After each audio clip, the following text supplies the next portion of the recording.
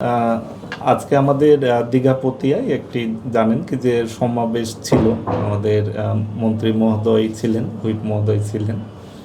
তো ওই সমাবেশ শেষে ওনারা গাড়িতে উঠছিলেন। তো আমাদের পুলিশি নিরাপত্তা প্রথম থেকেই ছিল, আমাদের ডিবি টিম সহ থানা পুলিশ ছিল। তো এই সময় একজন যুবক, 27-28 বছরের যুবক, তিনি এগিয়ে যাচ্ছিলেন। তো আমাদের পুলিশের সাথে তার একটু ঘষা লাগে শরীরে। তো আমাদের ওই পুলিশের তখন সন্দেহ মনে হয় তাকে।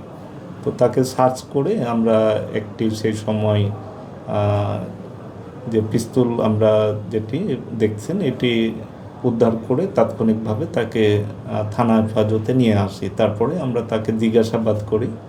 তো জিজ্ঞাসাবাদ করি এবং আমরা এটি যাচাই বাছাই করি। তো পরে দেখা যায় এটি আসলে খেলনা পিস্তল, এবং যে গুলিগুলো দেখছেন এগুলো প্লাস্টিক জাতীয় গুলি।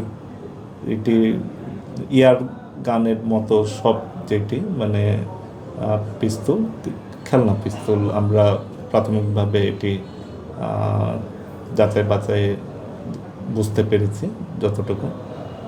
তারপরও সেই যুবক সেখানে এই খেলনা পিস্তল হলো সেটি কেন নিয়ে গিয়েছিল, এই বিষয়টি আমরা আরও গভীরভাবে যাচাই বাছাই করছি। তার আমরা নাম ঠিকানা পেয়েছি। তার নাম হচ্ছে শামস আলামিন,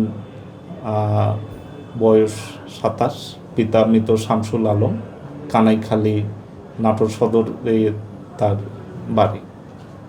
তো আমরা অভিযুক্ত এখন আমাদের হেফাজতে রয়েছে। তাকে আমরা আরও জিজ্ঞাসাবাদ করছি। প্রাথমিকভাবে তাকে মানসিক ভারসাম্যহীন মনে হয়নি, সুস্থ স্বাভাবিকই মনে হয়।